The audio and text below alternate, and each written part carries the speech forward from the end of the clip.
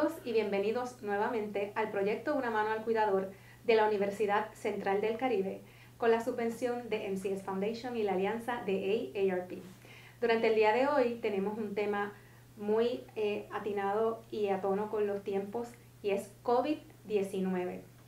La pandemia de COVID-19, como todos sabemos, no ha terminado, aunque hemos mejorado muchísimo con la vacuna y las medidas de prevención.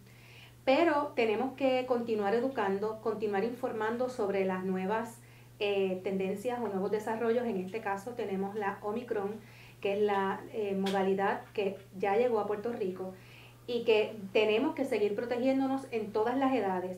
Durante este proyecto saben que va dirigido a los cuidadores de adultos mayores.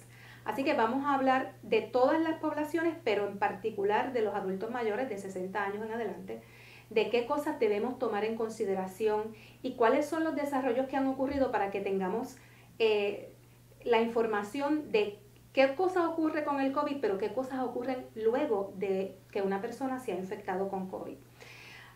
Durante la sesión de hoy vamos a tener con nosotros a la doctora Marielis Otero, infectóloga de Encompass Health Rehabilitation Hospital. Saludos, doctora. Saludos, buen día. Gracias por la invitación. Un placer estar aquí con ustedes. Gracias por la invitación nuevamente. Gracias. Vamos a comenzar un poquito hablando de qué es lo que ha ocurrido en COVID en Puerto Rico. Tenemos, y les voy a dar unos números, ¿verdad? Hemos tenido, ahora actualmente tenemos, según el Departamento de Salud, 2.4 millones de personas que han completado su serie de dosis, ya sea con Johnson de una dosis o de Pfizer y Moderna, que son 2 dosis. Pero en personas de 60 años o más, solamente el 31% se ha vacunado, o sea que nos queda más del 60% o 70%, ¿verdad?, de la población de 60 años o más que no han completado. A lo mejor tienen una dosis, pero no han completado la serie. Estos son poco más de 147,000 personas en Puerto Rico, y en total solamente 500,000 de personas se ha puesto la tercera dosis, así que falta todavía, ¿verdad? Los municipios con menos vacunados, aunque tienen un 50% o más, pero son los de menor vacunación en Puerto Rico, son Naguabo, Loíza, Añasco, Guánica, Peñuelas, Salinas y Cataño, ¿verdad? Así que todavía nos falta. Y en términos de vacunación de la tercera dosis, es importante decir que las 2 dosis se las pueden poner personas de 12 años en adelante. La tercera dosis ya fue aprobada para personas de 16 y 17 años con Pfizer solamente, y luego de 6 meses de haberse vacunado con sus primeras 2 dosis. Las personas de 18 años o más pueden ponerse Pfizer o Moderna también después de 6 meses de haber terminado su serie de vacunación. Y es importante que sepamos esto porque, recalco, no ha terminado. Tenemos que continuar con las medidas de prevención. Para las medidas de prevención voy a dejar a la doctora que nos hable un poco sobre eso. Y luego vamos a hablar de qué cosas ha pasado en Puerto Rico, no solo con las muertes, que tenemos 3,276 muertes, que no es poco, es muchísima gente. 3,276 personas que han muerto por COVID. Pero, ¿qué pasa con las personas que se infectan, etcétera? Vamos a hablar un poco, doctora, ¿cuáles tienen que seguir siendo las medidas de prevención para todo el mundo? Sí, primero que nada, ¿verdad? Como mencionaba, 3,000 muertes es mucho, pero una es suficiente. Así que la idea de seguirnos cuidando es que esto no vuelva a suceder y esa cifra no aumente. Las medidas de prevención son varias. Primero que nada, seguimos enfatizando como medida esencial la vacunación. La vacunación no tan solo va a prevenir la infección y la transmisión del virus entre una persona y otra, sino que previene que si te da el virus, las complicaciones sean mucho menos y la mortalidad sea mínima. Así que, ¿verdad?, la vacunación sigue siendo esencial para evitar que el virus pueda seguir corriendo entre los individuos. Una población que más individuos tenga más vacunados, pues el virus no tiene a quien infectar. Y también nos tenemos que vacunar para proteger a las personas que por un motivo u otro no se pueden vacunar y tienen una contraindicación absoluta. Así que es momento de ser responsable y hacerlo por uno mismo y hacerlo por los demás. Definitivamente las mascarillas han sido una herramienta muy importante para prevenir el contagio entre persona a persona, para evitar que esas gotas aerolizadas, ya sean las microgotas o las macrogotas, puedan infectar a los demás. Las mascarillas se recomiendan sobre todo en espacios cerrados, cualquier actividad que sea lo que le llamamos indoor, ¿verdad? Del inglés. Debemos de tener nuestra mascarilla puestas todos, sea conciertos, sea obras de teatro, sea en un restaurante, si no estamos comiendo, en los aviones, porque la mascarilla sí previene el virus entre persona a persona. También el lavado de manos frecuentemente, cuando tocamos superficie, cuando le damos la mano a otra persona, cuando abrimos una puerta, cuando vamos a consumir alimentos. Es bien importante ese lavado de manos. El CDC recomienda que el lavado de manos sea por lo menos 20 segundos, ya sea con lavado en seco, que es lo que le conocemos como el hand sanitizer, o con agua y jabón. La Organización Mundial de la Salud extiende ese lavado de manos por 40 segundos, pero si nos dejamos llevar por el CDC, 20 segundos es más que suficiente. Y definitivamente tratar de mantener el distanciamiento social entre persona a persona, ¿verdad? Sobre todo en actividades donde hayan conglomeraciones de más de 50 personas. Debemos de mantener ese distanciamiento social. Todavía es momento de seguir saludándonos con los codos, con el shake de puñito y tratar de evitar, ¿verdad?, el contacto físico como besos, abrazos, en lo que seguimos vacunando y mejorando la vacunación. Así que estas medidas son parte de las que podemos hacer para prevenir el COVID. Y una más, y muy importante, que si sentimos algún síntoma respiratorio relacionado a COVID, aunque nosotros tengamos en la mente, no, esto no es COVID, es importante que nos quedemos en casa y busquemos ayuda médica profesional y no vayamos al trabajo, no mandemos los niños a la escuela, hagamos la voz de alerta rápido para que si estamos con posible COVID o influenza, que también se transmite entre persona a persona, podamos detener los contagios. Así que es importante eso, si sospechamos o si tenemos algún síntoma respiratorio, no ir a trabajo o no mandar los niños a la escuela. Y esto es bien importante recalcarlo en esta época precisamente, ¿verdad? Porque viene mucha gente de fuera de Puerto Rico a visitar a sus familiares, ¿verdad? Y no sabemos, tienen muchas oportunidades de contagio desde que salen de su casa hasta que llegan a Puerto Rico. Y también porque nos reunimos, hacemos fiestas, comidas, etcétera, y tenemos que mantener esas precauciones, aunque querramos abrazar y juntarnos con todas estas familiares que no vemos hace mucho tiempo, tenemos que mantener. De hecho, el CDC y la Sociedad Americana de Infectología está recomendando que nos hagamos pruebas antes de tener las reuniones familiares. Ellos están diciendo, es necesario, ¿verdad?, por los hechos psicológicos que ha causado esta pandemia, que tengamos nuestras reuniones familiares, pero que antes de ella nos hagamos la prueba, por ejemplo, por lo menos la prueba rápida de antígeno, que es bastante confiable. Y antes que tengamos esas reuniones familiares, que podamos saber el estatus que tenemos actual de COVID, es bien importante y bien inteligente, porque si alguno sale con esa prueba positiva, pues quiere decir que se debe cohibir de participar en esa reunión. Así que una de las recomendaciones para prevenir los contagios en estas festividades es que nos hagamos todas las pruebas, por lo menos de antígeno, antes de cualquier reunión o actividad familiar o actividad social. Vamos a hablar un poquito de los adultos mayores, porque siempre han estado a más riesgo, ¿verdad? Siempre fueron o han sido una de las poblaciones a mayor riesgo. De hecho, hubo muchas fatalidades en los hogares de adultos mayores inicialmente. ¿Por qué los mayores están más a riesgo de estas y otras enfermedades? Pero estamos hablando del COVID-19. Desde que se identificó los primeros casos en China, Wuhan, se vio la tendencia que este virus tenía una particularidad por las personas mayores y estos estaban más a riesgo de mortalidad. Al principio se creía que, ¿verdad?, que es relacionado a los factores de riesgo o enfermedades crónicas que ellos tienen, como presión alta, diabetes, enfermedades del corazón, enfermedades de la tiroides, etcétera. Y sobre todo se vio que la mortalidad era mucho más en ellos y las complicaciones a largo plazo. Así que esta población siempre es la que hemos querido cuidar y la que hemos enfatizado que es necesario protegerla. Y por eso, si se recuerdan, en Puerto Rico se le dio prioridad al personal de la salud y a los individuos mayores, ¿verdad?, para protegerlos a ellos primero, porque es la población más a riesgo. y sigue siendo la población más a riesgo en cuanto a hospitalizaciones, en cuanto a complicaciones y a cuanto a mortalidad. Así que es bien importante que esa población se vacune, no solo para prevenir, sino para prevenir la mortalidad en ellos. En Estados Unidos igualmente la incidencia de mortalidad es mucho mayor en adultos mayores o envejecientes, al igual que en Puerto Rico también se vio así. Así que tenemos que cuidar a nuestros adultos mayores, y una de las cosas es vacunándonos nosotros mismos y vacunándolos a ellos. Yo he escuchado de algunas personas que han hablado de testimonios de, oye, yo cuidé a mi mamá, estaba postrada en cama, allí no iba nadie, la cuidábamos como un tesoro y sin embargo se contagió. Así que el contagio es ¿verdad? En un desliz, en cualquier persona que entre, que esté infectada.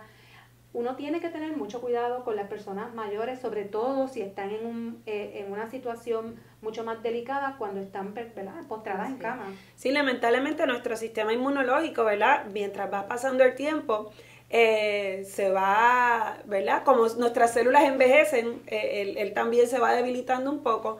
Así que los envejecientes siempre van a estar, o los adultos mayores van a estar predispuestos a que cualquier afección les pegue más fuerte o que tengan más probabilidad de contaminarse. Es bien importante recalcar que muchas de estas personas en esta situación decían cómo sucedió esto, porque casi siempre el COVID lo puede transmitir una persona sin síntomas o con tan pocos síntomas que son tan sutiles que una persona con un sistema inmunológico fuerte o saludable no se da cuenta y lamentablemente lo transmite.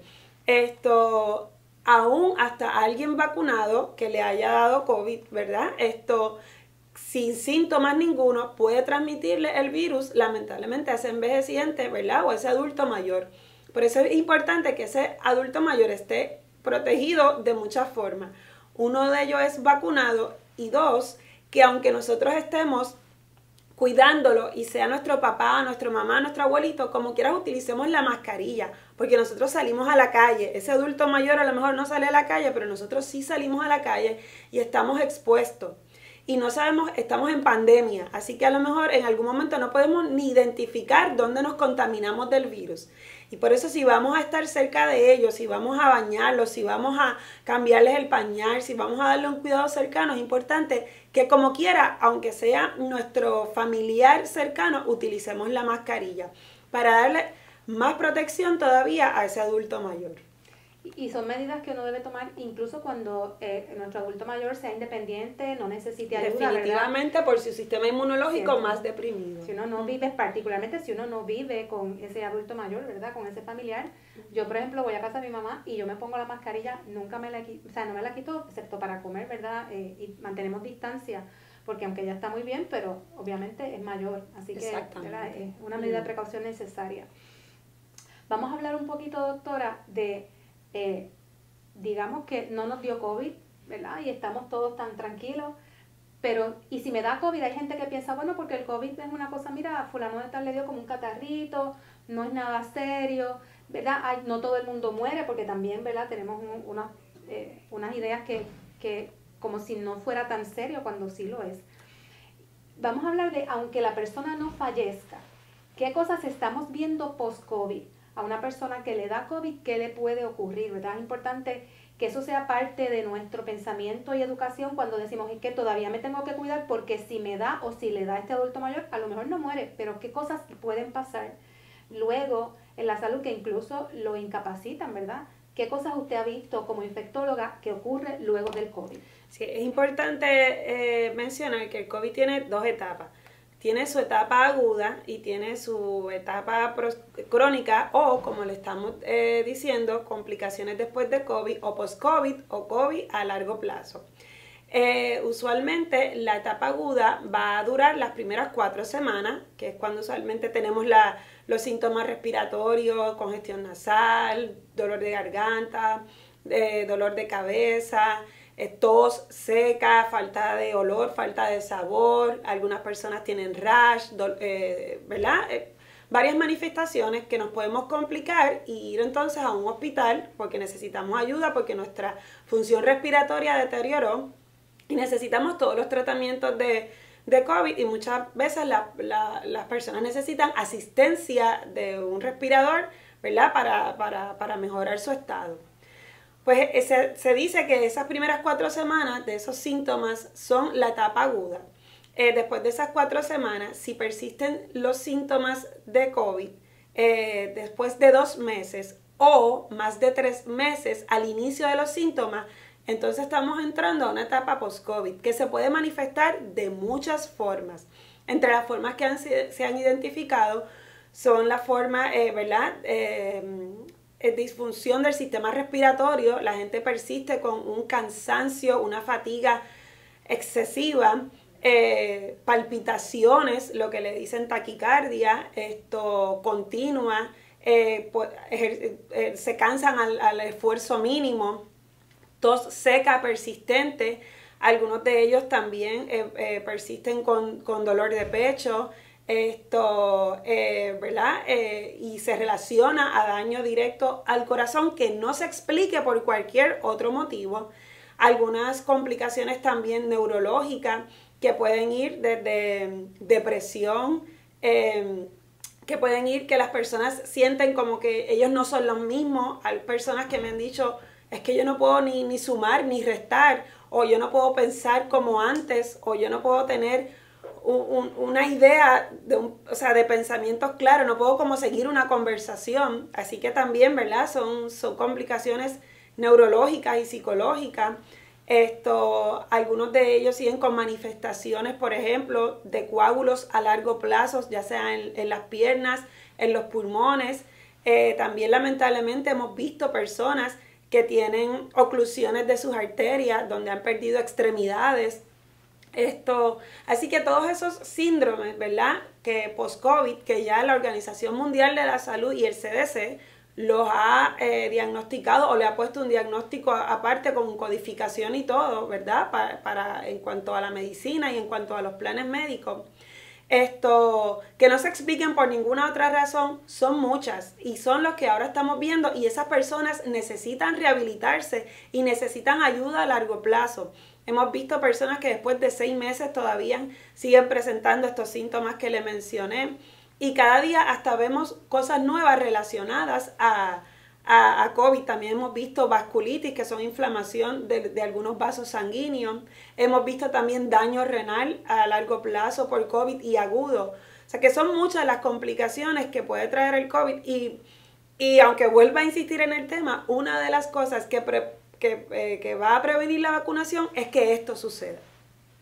Me imagino que también por ser el grupo de mayor riesgo, quizás el COVID a largo plazo también afecta mucho más a personas adultas mayores. El adulto mayor es el más afectado que se va a ver.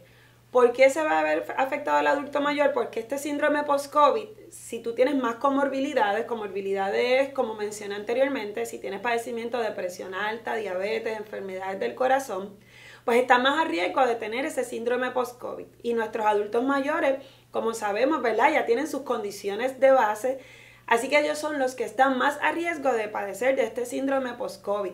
Así que el COVID no es algo que lo pasé en el hospital 4 semanas y se quedó allí, sino que algunas personas, sobre todo nuestros adultos mayores, pueden presentar todos estos síntomas que hemos repasado. Puede ser cualquier persona, pero los adultos mayores sí están más a riesgo.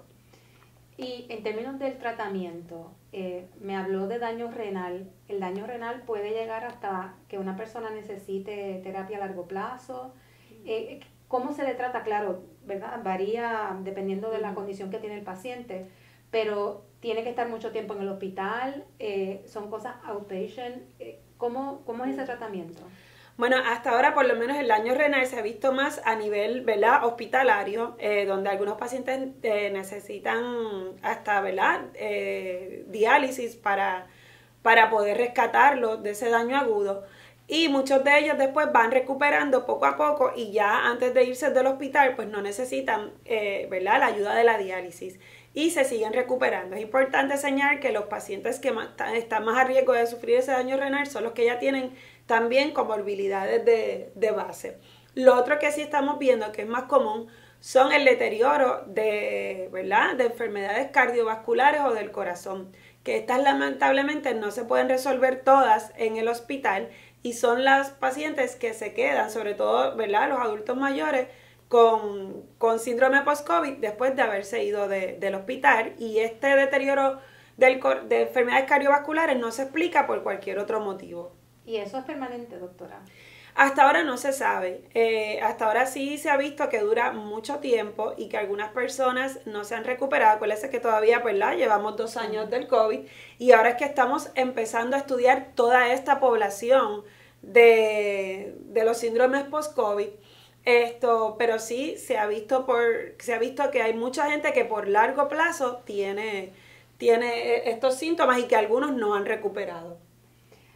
Estamos hablando de síntomas de la salud física, ¿verdad?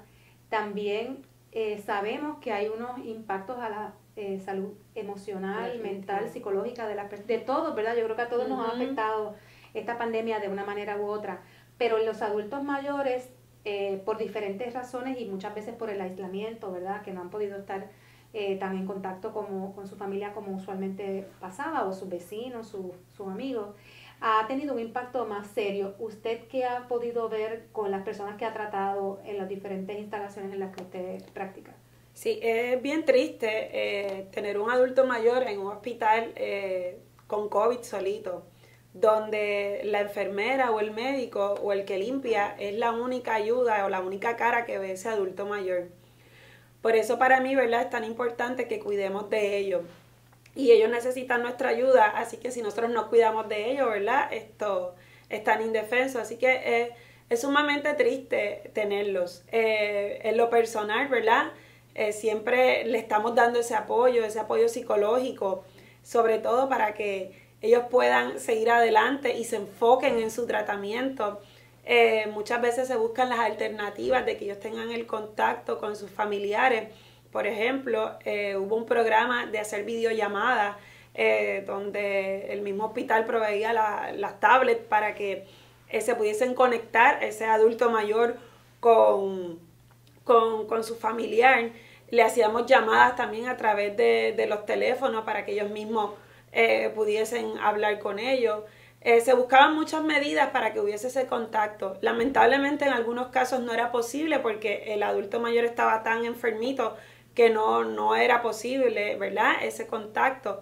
Pero es triste, ¿verdad?, ese adulto mayor pasando todo, ¿verdad?, esa incertidumbre de voy a salir bien, voy a recuperarme. Y uno era la mano amiga más cercana y uno lo hacía así para ellos. Pero es importante que los que no le ha dado los sigamos cuidando para evitar esto. Porque luego las consecuencias psicológicas que esto puede traer, ¿verdad?, son devastadoras. También he visto la contraparte de esto, ¿verdad?, en un programa post-COVID, en uno de los hospitales donde yo practico que mencionaste, donde entonces ves la alegría de ese paciente recuperarse, donde se le da rehabilitación física y también se le da rehabilitación emocional. Así que hemos visto de todo, pero lo importante es que no veamos eso, que tengamos medidas de prevención para poder evitar esas dos etapas. Y hay que, ¿verdad?, destacar que Puerto Rico se ha caracterizado por un alto nivel de vacunación, ¿verdad? No es que no nos hemos vacunado, claro que sí, pero mucha gente también se ha vacunado con una sola dosis. Como mencioné al principio, hay cerca de un 60-70% de adultos mayores que todavía faltan por terminar su serie de dosis. Para las personas que piensan que una dosis es suficiente, cuéntenos un poco de por qué es que tenemos que terminar no solo esa primera serie de dosis, sino ahora el refuerzo, ¿verdad?, de la tercera dosis. Sí, para que tengan una idea, parte del problema de las variantes es que, por ejemplo, la variante Omicron, ¿verdad?, para un ejemplo reciente, donde se desarrolló en Sudáfrica, y Sudáfrica tiene un % de vacunación comparado con la población que tiene tan grande, bien bajita. Así que, en parte, el desarrollo de las variantes del COVID, ¿verdad?, puede ser el % de vacunación tan bajito. Así que uno de los beneficios de vacunarse es que estas variantes no se desarrollen. Y sí, yo felicito a todos los puertorriqueños y puertorriqueñas que han hecho su compromiso y se han vacunado, pero le exhorto a los que no se han vacunado, los que tienen una dosis, lo hagan. Una dosis te protege, pero te protege solo alrededor del 50%. 2 dosis te protegen a casi un 90-94%. Y si te pones la tercera dosis a los 6 meses de haber completado tu esquema de vacunación, te va a proteger contra todas las variantes que se puedan desarrollar. Por ejemplo, ya hay estudios preliminares de Pfizer donde dice, que son los primeros que han salido, donde dice que todos los que tienen la tercera dosis están más protegidos para el Omicron comparado a los que tienen 2 dosis nada más. ¿Okay? Así que es importante, ¿verdad?, que hagamos el esquema completo de vacunación. Tenemos que recordar que históricamente las vacunas han combatido o han eliminado las enfermedades infectocontagiosas como influenza, sarampión, varicela, papera, ¿verdad?, que han afectado la salud pública mundial. Así que la vacunación ha sido herramienta contra otras pandemias, contra otras epidemias, pues es lo mismo en el COVID. Y ustedes se dirán, ¿por qué 2 dosis, 3 dosis? Mire, para varicela necesitamos 2 dosis, para sarampión necesitamos 3 dosis. Y para el tétano necesitamos 2 dosis y cada 10 años se supone que nos vacunemos. Así tengamos 90 años o 100 años. Cada 10 años debe estar nuestro booster de tétano y de difteria, ¿verdad? Porque esa protección no es infinita y necesitamos que le hagamos una recarga a ese sistema inmunológico para que se acuerde de que hoy yo tengo aquí unas celulitas que si me estimulan puedo seguir protegiendo, puedo seguir produciendo anticuerpos y entonces defenderme contra los virus. Así que una vacuna no es la solución. 2 vacunas y mi refuerzo a los 6 meses después sí es la solución. ¿Ok? Si cuando usted tiene un medicamento para la diabetes, ¿se bebe la pastilla entera o la mitad de la pastilla? Nos bebemos la pastilla entera. Así que la vacuna es como la solución inmediata a este virus. ¿Okay? Es la prevención, que es la mejor forma de practicar medicina. Y por eso es importante las 2 dosis y la tercera a los 6 meses, no una nada más. Doctora, como estamos hablando especialmente para los cuidadores, vamos a hablar sobre una persona que le da COVID, está en el hospital y luego regresa a su casa. ¿Cómo es ese proceso de uno cuidar a ese familiar cuando regresa a su casa y el aislamiento? ¿Qué cosas debemos hacer en el hogar? Okay. Excelente pregunta. Bueno, primero que nada, tenemos que, ¿verdad?, ver si ya ese adulto mayor cumplió el aislamiento. El aislamiento por CDC son 10 días, si no hubo complicaciones respiratorias, el paciente no estuvo en ventilador, y pueden llegar a ser hasta 20 días si el paciente estuvo en ventilador, que ventilador es un aparato para asistir la función respiratoria. Si nuestro adulto mayor no cumplió el aislamiento antes mencionado y lo dan de alta antes de que cumpla ese aislamiento, pues es importante que ubiquemos a esa persona en un cuarto solito.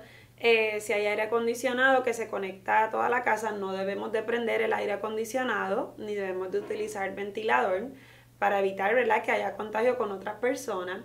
Debemos de utilizar guantes, debemos de utilizar mascarilla siempre que él necesite asistencia.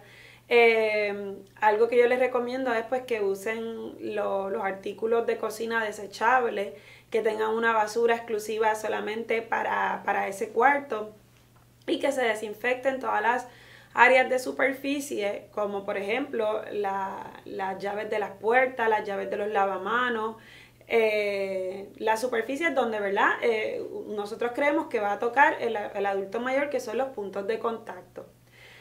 Una vez hayan pasado esos 10 días o esos 20 días, o nos llevemos a ese adulto mayor para casa sin que ya lo cumplió el aislamiento, ya cumplió el aislamiento en el hospital, nos lo llevamos para casa. Es importante, ¿verdad?, mencionar, tanto el adulto mayor como cualquier otra persona, la recuperación de COVID es lenta. Se estima que una persona que no estuvo hospitalizada y que tiene síntomas leves puede tardarse hasta un mes en recuperar. Y una persona que tuvo síntomas con complicaciones, por ejemplo, que estuvo en ventilador, puede tardarse hasta 3 meses en recuperarse. Si los síntomas persisten, como mencionamos anteriormente, más de 3 meses, pues entonces estamos viendo un síndrome post-COVID.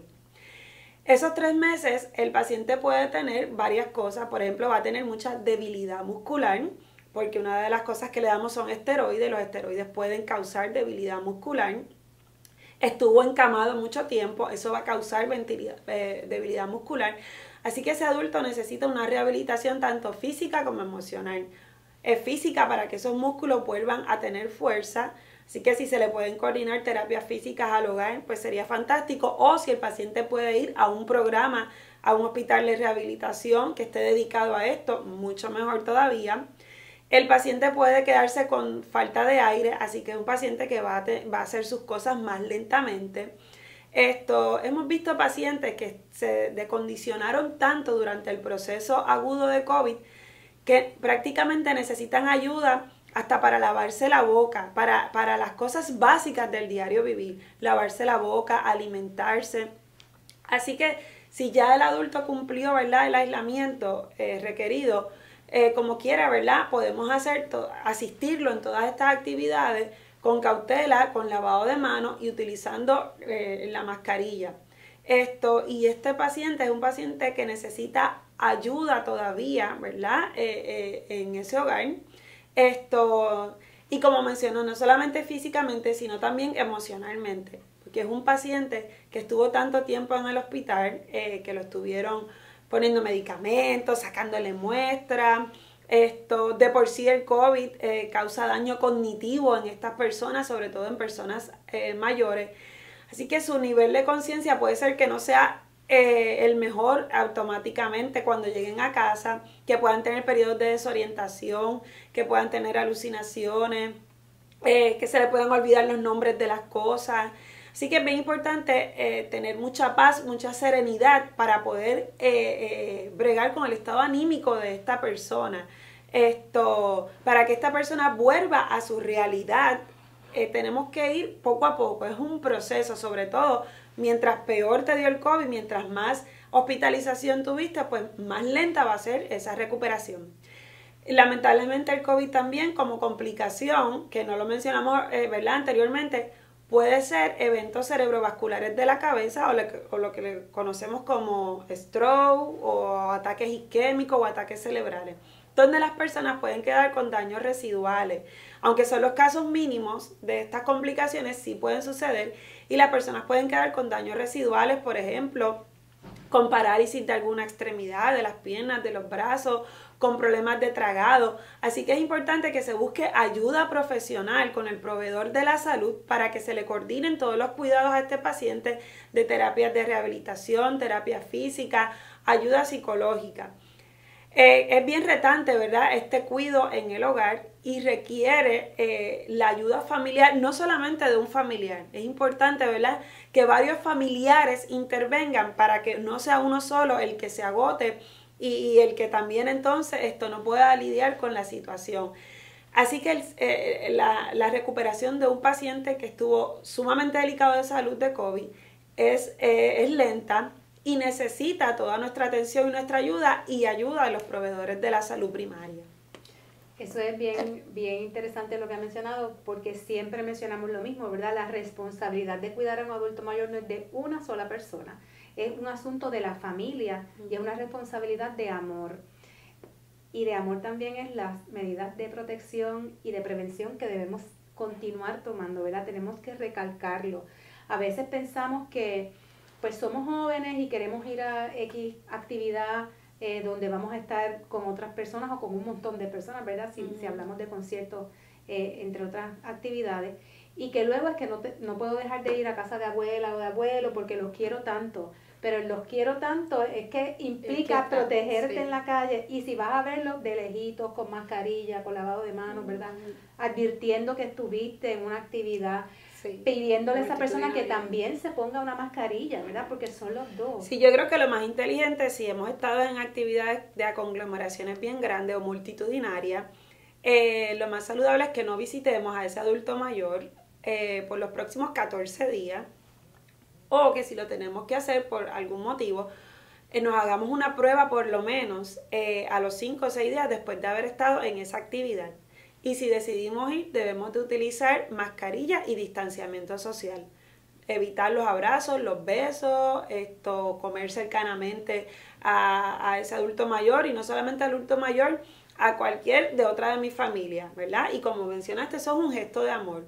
Si fui y me gocé mi fiesta de Navidad, mi concierto, pues mira, vamos a ser conscientes y vamos a hacernos entonces esa prueba a los 5 o 6 días. Igualmente a los que viajan, ¿verdad? Si decides viajar a Estados Unidos, si decides viajar a un país donde hay casos de Omicron, por ejemplo, de incidencia alta, pues mira, vamos a hacernos la prueba a los 5 o 6 días después de regresar, antes de seguir visitando a familia, sobre todo ahora con las festividades que hay. Y si decidimos hacerlo, vamos a hacernos la prueba y vamos entonces a utilizar las otras medidas de prevención, porque esto lo tenemos que detener nosotros.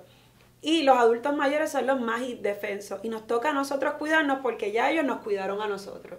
Exactamente. Así que ya saben, es importante educarnos, mantener las medidas de prevención, ¿verdad? Volvemos a decir, eso es un gesto de amor hacia nuestros familiares, hacia todos nuestros familiares, porque también con los menores, ¿verdad? Tenemos que tener mucho cuidado.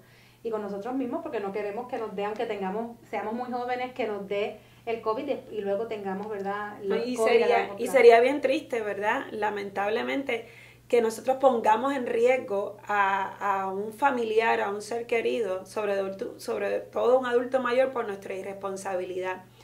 Sería bien triste, sobre todo en esta época donde estamos. Hay cosas que pueden prevenir. Tal vez un accidente en la carretera es un poco difícil de prevenir, a menos que no tengamos el cinturón puesto, que con el cinturón sí lo podemos prevenir.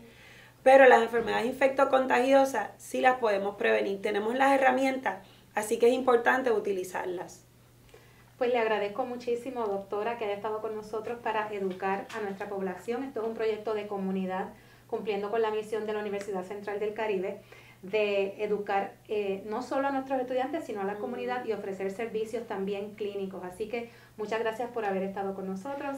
Y amigos, recuerden que continuamos con este proyecto, Una Mano al Cuidador, que sale en nuestra página de Facebook a las 6 de la tarde todos los miércoles a las 6 de la tarde, por nuestra página de Facebook de la Universidad Central del Caribe, de MCS Foundation y de AARP Puerto Rico.